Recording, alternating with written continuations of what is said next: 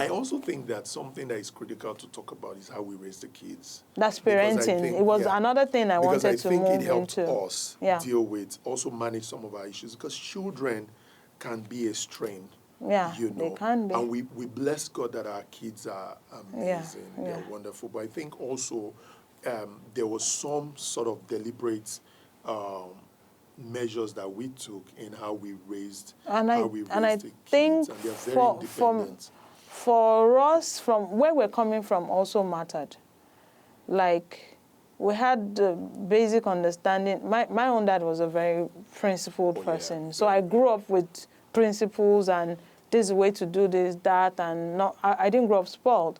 My dad allowed me to be an entrepreneur since when I was really small, and it would just guide me. For instance, my dad would borrow me money from my school fees to do one business.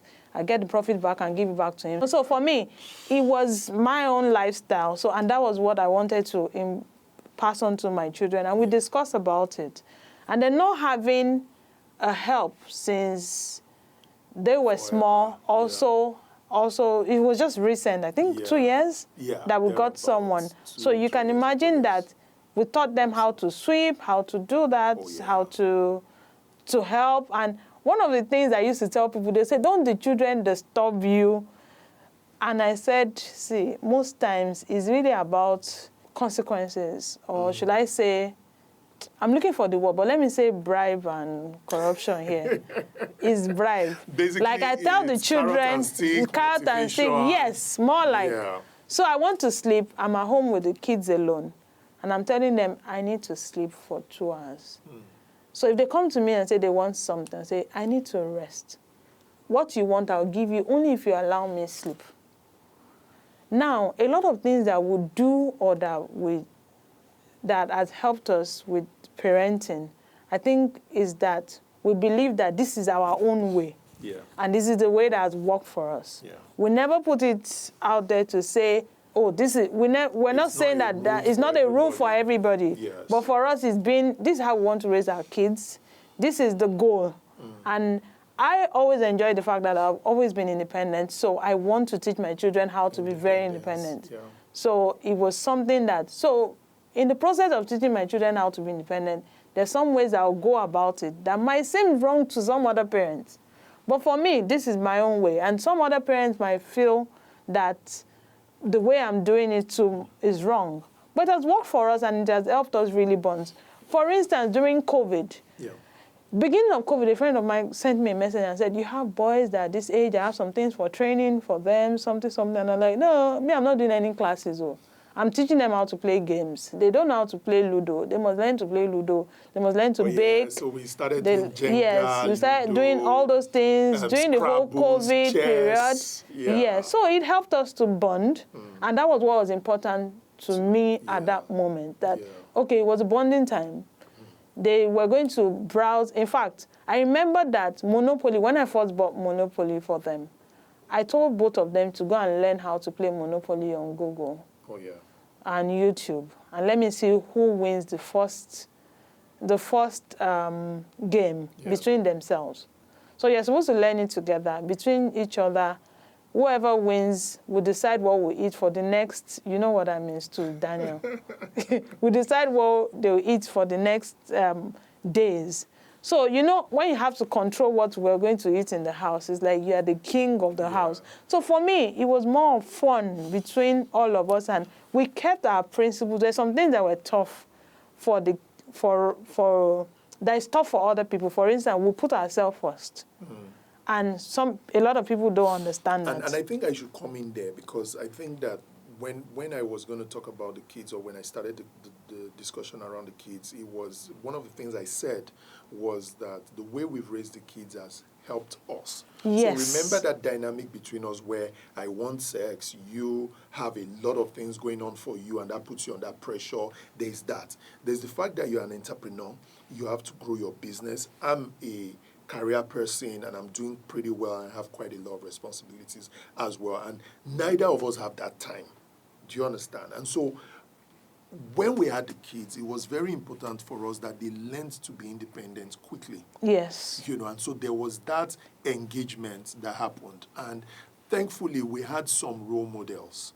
So we had certain people who had raised their kids that way. And so they had shared their experiences with us. They had told us that as early as 1 year or even before then, we could start doing stuff and talk to them. They can hear you, they can understand you, and all of that. And we started relating with them at that level, and then we encourage them to talk, to ask questions, to ask for permission, and all of that. We gave them the leeway to do certain things, and then we'll guide them. I remember when we stood the TV, for instance, and my initial fear was that the kids will go and break it, and you reminded me that the way we've raised these boys, they know that there's consequence if they do certain things. And they were very young. I think can you remember when they broke the TV with the bat that their grandfather bought? The egg and bat. We actually refused to replace the TV. Not because we couldn't afford it.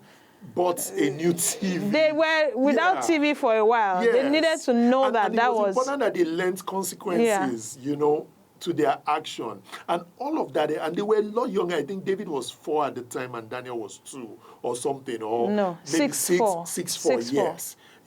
And so over time now, that independence has helped us. So my wife and I, you and I can stay in the room for most of the mornings and not even step out. And the kids would wake up, they would bathe, they would make breakfast, and they will be fine. Yeah. And some people think it's extreme. And it's been like that for years now. But it has helped us. So there's something I must say. It seems like we had always agreed on that, but it wasn't so. Oh, yeah. There are a lot of times we front about something in front of the children. I've always been the one that is even worried, like, and all of that. But because you were independent or raised independently. Yeah. So another thing I wanted to mention was it seemed that we always agreed on the kids, but a lot of times we have to sit down and talk about it. Why we have to agree on this? So you will disagree about it, we'll talk about it, you say, no, we should do it this way. Yeah.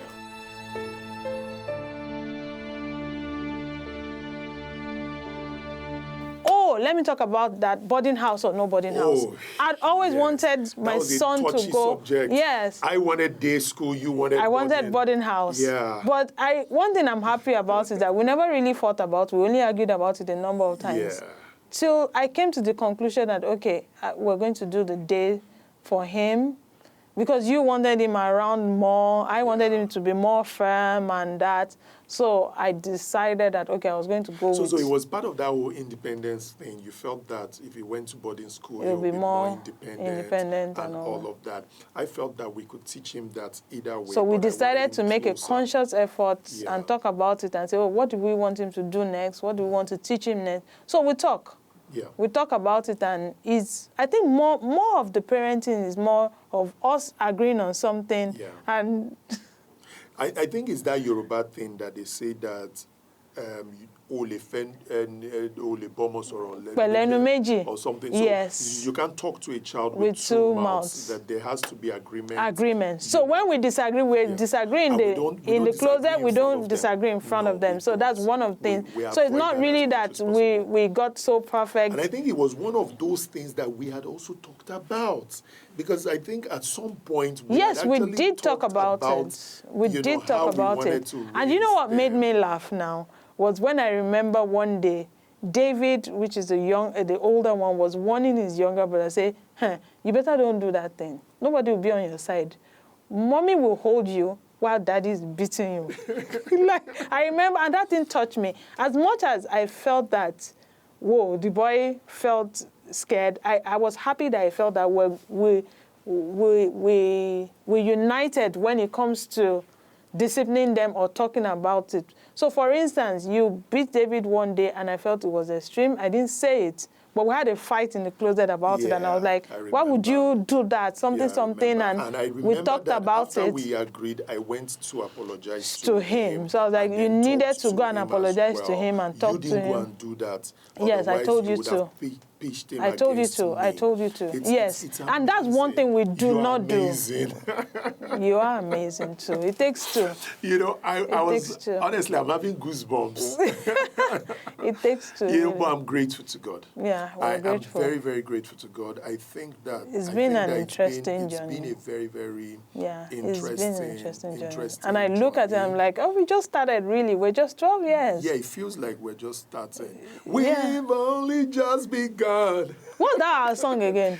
I can't remember. We'll be together. Oh, yes. Always together. Like birds of same feather. Forever and ever. We'll be together. Now, I'm the one that likes to sing. But don't go there. Don't go there. That brought the song. That's the end. And I think you brought the song That's the end.